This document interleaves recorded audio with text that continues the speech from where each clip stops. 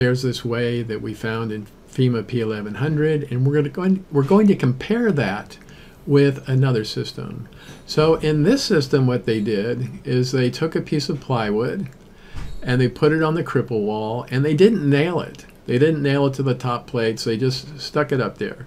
And then after that, they put this 2x4 or this 2x6 in here, and then they nailed it to the joist. So now this 2x6 or 2x4 is connected to the joist, which we want to restrain from movement.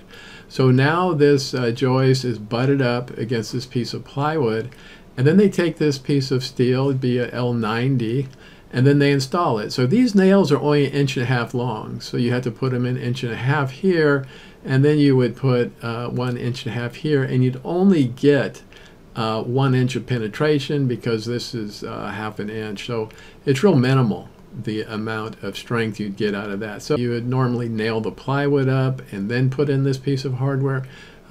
Anyway, this detail does have a few problems.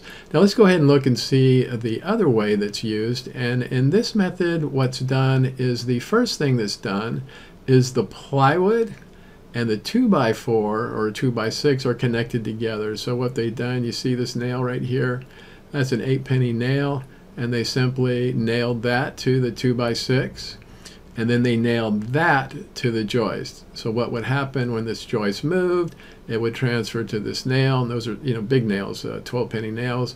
Then that would go into the 8-penny nail, and then that would in turn go down, you know, cause the plywood to move here at the base here.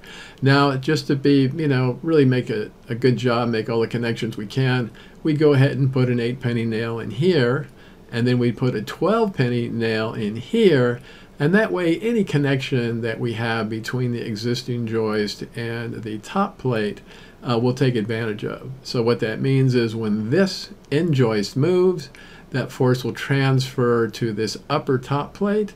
That'll transfer to this nail, which will then transfer down to the lower top plate, and then through this nail it'll go to the joist, and we'll have a complete load path down to the foundation. So this one is actually a whole lot simpler. It's just nails. You know, you put some nails here, you put some nails here, you put some nails here, and you put some nails here, and you know, with nail guns everything goes so fast.